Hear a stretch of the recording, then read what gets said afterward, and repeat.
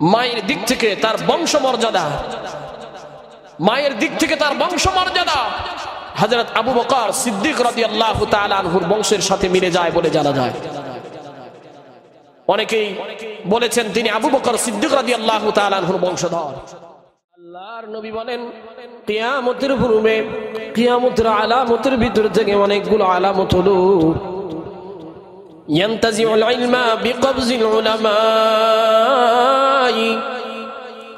কিয়ামতের আলামতের ভিতর থেকে বড় একটি আলামত হলো আল্লাহ রাব্বুল আলামিন কিয়ামতের পূর্বে ইলম উঠায় নেবেন উলামা ইকরামদেরকে উঠায় নেওয়ার মাধ্যমে। উলামা ইকরামদেরকে উঠায় নেওয়ার মাধ্যমে আল্লাহ পাক ইলমগুলো উঠায় নেবেন। আর যখন পৃথিবীতে ইলমওয়ালা মানুষ থাকবে না, আমলওয়ালা মানুষ থাকবে না, তখন দুনিয়ার ভিতরে কিয়ামত সংগঠিত হয়ে যাবে। আপনারা জানেন গত কিছুদিন 2020 আর 21 সালে আমরা কত বড় বড় উলামা ইকরামদেরকে হারাইছি, কত উলামা ইকরাম বুজুর্গ আহলুল্লাহদেরকে হারাইছি। 2020 সাল থেকে শুরু করে নিয়ে এখন পর্যন্ত কত উলামা ইকরামদেরকে হারাইছি। আমাদের মাঝ থেকে বিদায় নিয়ে গেলেন আল্লামা আনোয়ার শাহ রহমাতুল্লাহি আলাইহি, আমাদের মাঝ থেকে বিদায় নিয়ে গেলেন ওই ব্রাহ্মণবাড়িয়ার সিরাজুল ইসলাম সিরাজি রহমাতুল্লাহি আলাইহি, আমাদের মাঝ থেকে বিদায় নিয়ে গেলেন সারা বাংলাদেশের সর্বজন শ্রেষ্ঠ আলেম বুজুর্গ দিন আল্লামা নূর হুসাইন কাসেমি রহমাতুল্লাহি আলাইহি, আমাদের মাঝ থেকে বিদায় নিয়ে গেলেন ওই যে ব্রাহ্মণবাড়িয়ার কোরআনের পাখি আল্লামা হাফেজ জুবায়ের আহমদ আনসারী রহমাতুল্লাহি আলাইহি। কত মানুষদেরকে আমরা হারাইলাম। শুধু তাই নয়, শেষ পর্যন্ত আমাদের আল্লামা আহমদ শফি দারুল উলুম মঈনুল ইসলাম হাটহাজারী মাদ্রাসার প্রিন্সিপাল সাহেব আল্লামা আহমদ শফি রহমাতুল্লাহি আলাইহি আমাদের মাঝ থেকে বিদায় নিয়ে গেলেন।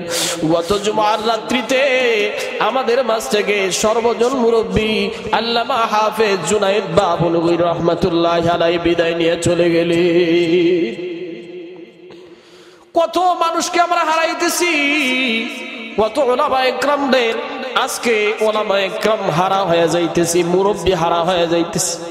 কত আহলুল্লাহ বুজুর্গ উলামা ইকরাম যাদের দিক নির্দেশনায় আমরা চলতাম, যাদের একের পর এক দুনিয়ার থেকে বিদায় হয়ে যাইতেছে।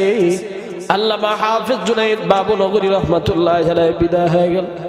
এত বড় একজন জগৎ বিখ্যাত একজন আলেম ছিলেন, তিনি আল্লাহর ডাকে সাড়া দিয়ে চলে গেলেন। আমাদের সবাইকে চলে যেতে হবে, কেউ আমরা থাকতে পারবো না ভাই।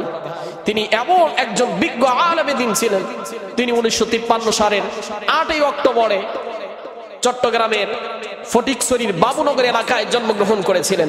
তার জীবন বৃত্তান্তটাই কেমন শুনলেই নিজে আশ্চর্যান্বিত হয়ে যাবেন। আল্লাহ রাব্বুল আলামিন এত প্রখর জ্ঞানের অধিকারী আল্লাহ তাআলা তাকে দান করেছিলেন, এত ইলমের অধিকারী তিনি ছিলেন। 1953 সালে এই মহান মুনিশি জন্মগ্রহণ করেন। পিতার নাম ছিলেন আল্লামা আবুল হাসান রহমাতুল্লাহি আলাইহি, মাতা ছিলেন মুসাম্মা ফাতেমা খাতুন। মায়ের দিক থেকে তার বংশমর্যাদা, মায়ের দিক থেকে তার বংশমর্যাদা হযরত আবু বকর সিদ্দিক রাদিয়াল্লাহু তাআলা আনহুর বংশের সাথে মিলে যায় বলে জানা যায়। অনেকেই বলেছেন তিনি আবু বকর সিদ্দিক রাদিয়াল্লাহু তাআলা আনহুর বংশধর। তেনার অবদান বাংলাদেশে অনস্বীকার্য, যেটা বলে শেষ করা যাবে না। তিনি মাত্র 5 বছর বয়স থেকে শিক্ষা জীবন শুরু করেন। বাবুনগর মাদ্রাসা থেকে তিনি শিক্ষা জীবন শুরু করেছিলেন। তারপরে হেফজ শেষ করে, হেফজ সমাপনী করে আল্লামা ধর্মপুরী রহমাতুল্লাহি আলাইহির কাছে তিনি হেফজ সমাপনী করে শুনানি দেন। তারপরে সেখান থেকে দারুল উলুম মঈনুল ইসলাম হাটহাজারী মাদ্রাসায় তিনি লেখাপড়ার জীবন শুরু করেন, শিক্ষা জীবন শুরু করেন, কিতাব বিভাগ শুরু করেন। পড়াশোনার এক পর্যায়ে তিনি দারুল উলুম মঈনুল ইসলাম হাটহাজারী মাদ্রাসা থেকে তিনি দাওরায়ে হাদিস শেষ করার পরে সেখান থেকে তিনি উলুমুল হাদিস পড়ার জন্য সারা বিশ্বের অন্যতম বিদ্যাপীঠ দারুল উলুম করাচি মাদ্রাসায় তিনি সেখানে চলে যান। সেখানে তিনি দীর্ঘদিন যাবৎ হাদিসের উপরে উচ্চতর ডিগ্রি অর্জন করেন। সুবহানাল্লাহ। এত বড় একজন জগৎ বিখ্যাত আলেম তারপরে সেখান থেকে হাদিসের উপরে সনদ লাভ করে সম্মাননা পুরস্কার তিনি সেখান থেকে পান। তারপরে একের পর এক তিনি অনেকগুলো কিতাব লিখেছেন। তার অনেকগুলো শিক্ষকদের ভিতর থেকে একজন অন্যতম শিক্ষক ছিলেন। অনেকগুলো অন্যতম শিক্ষকের ভিতর থেকে কয়েকজনের নাম ছিলেন আল্লামা ইউসুফ বিন নূরি রহমাতুল্লাহি আলাইহি, আল্লামা আবুল হাসান রহমাতুল্লাহি আলাইহি। অনেক বড় বড় বুজুর্গ ওলামা ইকরামদের সোহবত তিনি পেয়েছেন। অনেক বড় বড় বুজুর্গ ওলামা ইকরামের সোহবত তিনি পেয়েছেন, বুজুর্গদের সান্নিধ্য তিনি পেয়েছেন। তিনি এত বড় একজন ব্যক্তিত্ব ছিলেন। হাদিসের দর্স দেওয়ার পাশাপাশি তিনি যখন বাংলাদেশে আসেন বাবুনগর মাদ্রাসায় তিনি শিক্ষা জীবন শুরু করেন, কর্মজীবন শুরু করেন। বাবুনগর মাদ্রাসায় তিনি পড়াশোনা শুরু করার পরে সেখানেই হাদিসের উচ্চতম কোর্স দাওরায়ে হাদিস এবং উলুমুল হাদিস সেখানে খুলেছিলেন। 2003 সালে আল্লামা আহমদ শফি রহমাতুল্লাহি আলাইহি বাবুনগর মাদ্রাসা থেকে তেনাকে হাটহাজারী মাদ্রাসায় নিয়ে আসেন। হাটহাজারী মাদ্রাসায় তিনি শিক্ষা সচিবের দায়িত্ব পালন করেছেন। দীর্ঘদিন যাবৎ শিক্ষা সচিবের দায়িত্ব পালন করেছেন। আল্লামা শাহ আহমদ শফি রহমাতুল্লাহি আলাইহি তাকে সব সময় কাছে কাছে রেখেছেন। তিনি দুনিয়াতেও তার কাছে কাছে ছিলেন, সব সময় তার কাছে কাছে ছিলেন। আল্লামা আহমদ শফি রহমাতুল্লাহি আলাইহি একেবারেই নিজের কাছের মানুষ তিনি ছিলেন।